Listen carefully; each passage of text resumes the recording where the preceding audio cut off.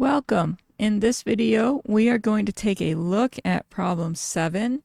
It is from chapter 31 of College Physics 2E by OpenStax. In this problem, we need to find the radius of an alpha particle. Let's start with what we know.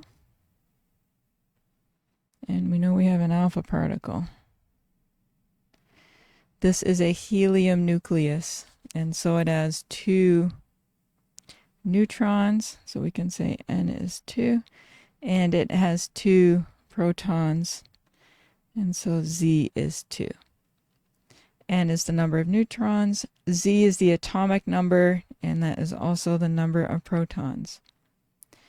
The mass number A is the number of nucleons, and so it is N plus Z, and so we can see our A is 4 for a alpha particle.